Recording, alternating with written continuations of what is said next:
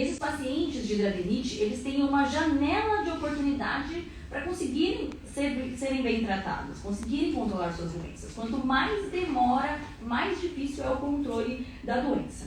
E nós temos antibióticos, mas os antibióticos são tratamentos pontuais e eles não vão controlar a longo prazo alguns casos. Então, esses casos precisam, às vezes, do tratamento avançado, por exemplo, um imunobiológico.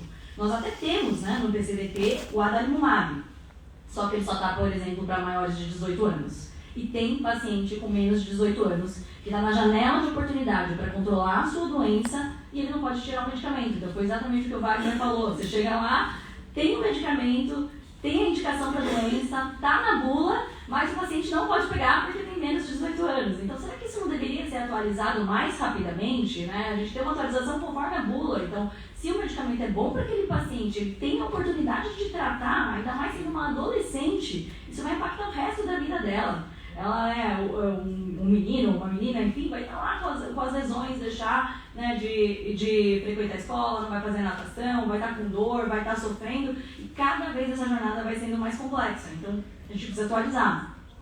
E ainda tem alguns casos que não vão conseguir ser tratados só com adalimumab. Então, tem paciente, às vezes, que pode piorar, ganhar mais peso com o adalimumab, por exemplo. Então, o anti-TNF tem essa associação. E o ganho de peso para o paciente de hidradeniite é muito ruim. Então, às vezes, também a gente poderia ter outras opções de tratamentos que já existem com aprovação para a hidradeniite supurativa. O anti-TNF, ele tem um risco maior de reativação de tuberculose. Então, em alguns casos, poderiam ser usados seria melhor ser usado outra opção, né? E alguns pacientes podem também não funcionar com a adalimumab, assim como que a gente sabe que acontece para outras doenças. O paciente às vezes tem que trocar de tratamento. E a gente tem outras terapias, como é o exemplo, por exemplo, do secukinumab, que a gente tem já no SUS, mas que o paciente também não pode pegar porque não está lá o CID da hidradeniite dentro do medicamento. E daqui a pouco teremos, né, também bimekizumab com aprovação para hidradeniite. Então a gente precisava acelerar esse processo do PCDT. Então, tem alguma forma da gente analisar mais rapidamente quando chegam novas terapias e que elas possam entrar dentro do PCDT e mais rapidamente serem disponibilizadas na ponta, porque também fica uma falta de previsibilidade que a gente, médico, nunca sabe quando vai chegar. A gente está lá e fala assim, vai ter, mas quando? Tem que ver, né? Tem que esperar, ninguém sabe. E a gente fica muito perdido nisso. E é muito angustiante, assim, você estava com o paciente e não poder chegar até o tratamento ideal. E o segundo ponto, então, que eu queria comentar era sobre a terapia cirúrgica, né? É muito difícil porque a gente não tem um fluxo na regulação específico para isso.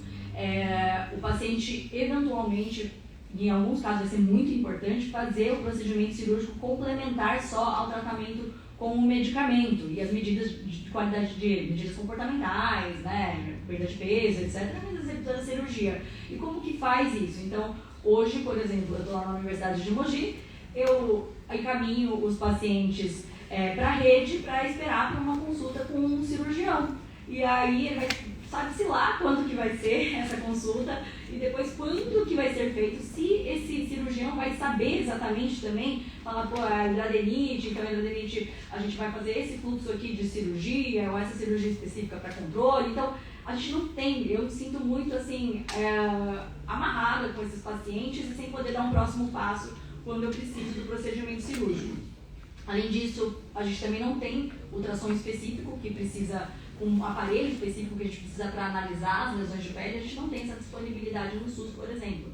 Então, alguns pacientes vão fazer uma avaliação pré-cirúrgica com ultrassom ou para o próprio diagnóstico, esse ultrassom pode ajudar, e a gente também não tem. Então, é uma das coisas que a gente sente de falta também aí para o cuidado do paciente com a hidradeniite. Então, para concluir, eu acho que o meu pedido aqui é para que a gente tenha alguma metodologia para que seja atualizado continuamente e mais rapidamente o PCDT, conforme vão chegando novas terapias que sejam aprovadas para a hidradeniite e também uma previsibilidade, uma transparência de quando esse medicamento vai ser efetivamente disponibilizado. E aqui não só para a hidradeniite, mas para as outras doenças também, né, que nós comentamos aqui.